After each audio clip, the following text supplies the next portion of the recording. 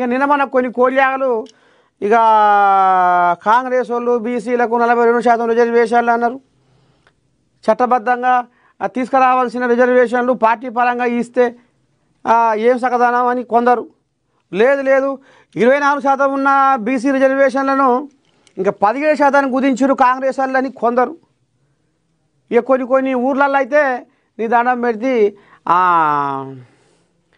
అసలు కులాలు లేని వాళ్ళకు కూడా అక్కడ వాళ్ళకే సీట్లు కేటాయించారట, అభ్యర్థులు ప్రకటించారట. ఇక అక్కడ బీసీలు ఎస్సీలు ఎక్కువ ఉన్నదంటే ఎస్టీలు ఒకరు ఇద్దరు ఉంటే వాళ్ళకే ఇచ్చిరట సీట్లు. ఎంత పంచాయతీ కచ్చపెచ్చ పంచాయతీ నడుస్తుంది. ఇక ఇంట్లో కొన్ని కోల్యాగలు హైకోర్టు మెట్లెక్కితే ఎన్నికలపై స్టే ఇవ్వలేవని ఎత్తేసిందట. పంచాయతీకి లైను తోవసాపు అయిందట.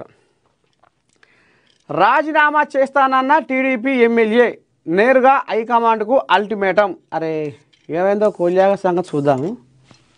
ఎందుకనో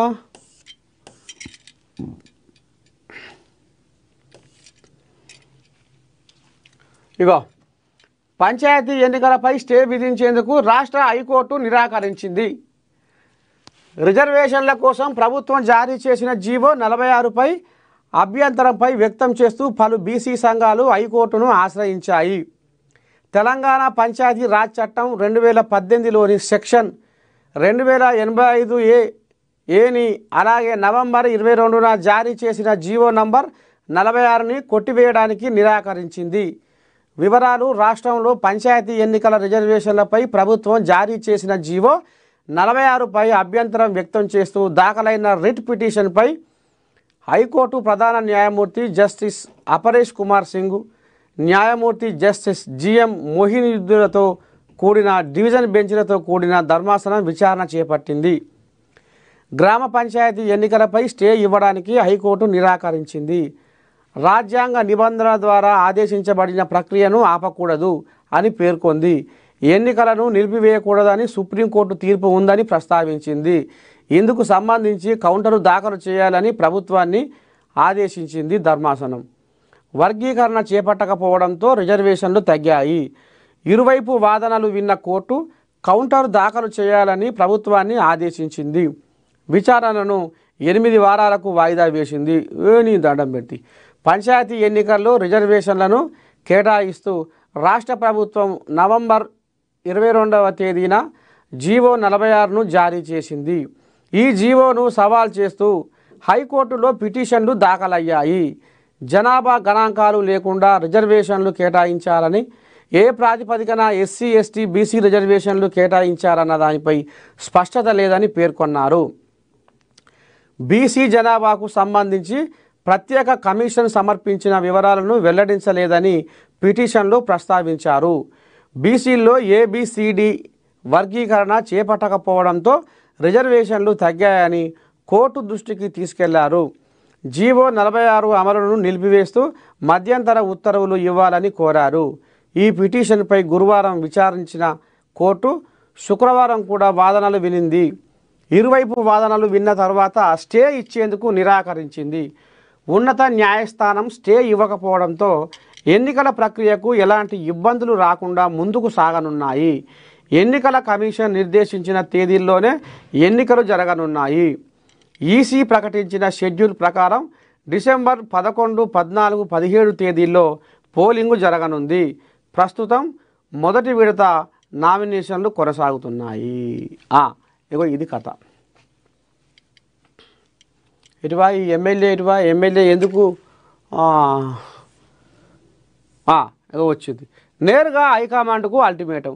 నెల్లూరు జిల్లాలో గూడూరు నియోజకవర్గమును కలపాల్సిందేనని, తిరుపతి నుండి తొలగించాలని TDP MLA Pasham Sunil demand చేశారు.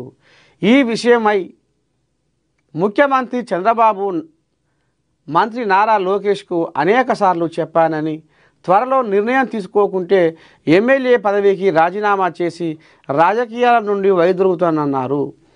గూడూరు ప్రజలు సమస్యలు విన్నవించాలంటే 90 కిలోమీటర్లు జర్నీ చేయాల్సి వస్తుందన్నారు. ప్రజల ఇబ్బందులను ప్రభుత్వం పరిగణనలోకి తీసుకోవాలన్నారు. ఓహో ఇదా, ఆహా, అంటే జనాల కోసం, జనాల తిప్పల కోసం, జనాలు తిప్పల పడుతున్నారు. ఇదేంది, ఆ గూడూరు సమస్యలు విన్నవించాలంటే 90 కిలోమీటర్లు జర్నీ చేయవలసి వస్తుందంట ప్రయాణం. అంటే నెల్లూరు జిల్లాలో గూడూరు నియోజకవర్గంను కలపాల్సిందే అని ఈ రకంగా అది తిరుపతి నుంచి తొలగించాలని ఈ, టీడీపీ ఎమ్మెల్యే హైకమాండ్కు ఇక మొత్తం అల్టిమేటం జారీ చేసిండట. చూడాలి మరి దీని మీద నారచంద్రయ్య ఏ రకంగా నిర్ణయం తీసుకుంటాడు, ఎట్లా ఏంది ఏం కథ అనేది చూద్దాము ముందు. ఇదేంది, 77 అడుగుల రాముడు గోవాలో ప్రపంచంలోనే ఎత్తైన విగ్రహం ఆవిష్కరించిన ప్రధాని మోదీ. ప్రపంచంలోనే అత్యంత ఎత్తైన శ్రీరాముడి విగ్రహాన్ని ప్రధానమంత్రి నరేంద్ర మోదీ శుక్రవారం ఆవిష్కరించారు. దక్షిణ గోవాలోని శ్రీ సంస్థాన్ గోకర్ణ పర్తగాలి జీవోత్తమ్ మఠంలో ఏర్పాటు చేసిన 77 అడుగుల కాంస్య విగ్రహాన్ని ప్రారంభించారు. మఠం 550వ వార్షికోత్సవం సందర్భంగా అక్కడ పర్యటించిన ప్రధాని మోదీ విగ్రహాన్ని ఆవిష్కరించి ప్రసంగించారు. ఈ కార్యక్రమానికి రాష్ట్ర గవర్నర్ అశోక్ గజపతిరాజు, సీఎం ప్రమోద్ సావంత్, పలువురు రాష్ట్ర మంత్రులు హాజరయ్యారు. మఠం 550వ వార్షికోత్సవం సందర్భంగా ఈ విగ్రహావిష్కరణ జరిగింది. సాధువులు సంతులతో తనకున్న ఆధ్యాత్మిక అనుబంధాన్ని ప్రధాని మోదీ ఈ సందర్భంగా గుర్తు చేసుకున్నారు. ప్రజలు తమ సంస్కృతితో మమేకమయ్యేందుకు ఈ కార్యక్రమం ఎంతగానో దోహదపడుతుందని అన్నారు. ప్రధాని నరేంద్ర మోదీ ఈ మఠంలో ఉన్న ఆలయాన్ని కూడా దర్శించారు. దీంతో పాటు మఠం అభివృద్ధి చేసిన రామాయణ థీమ్ పార్క్ గార్డెన్ను కూడా మోదీ ప్రారంభించారు.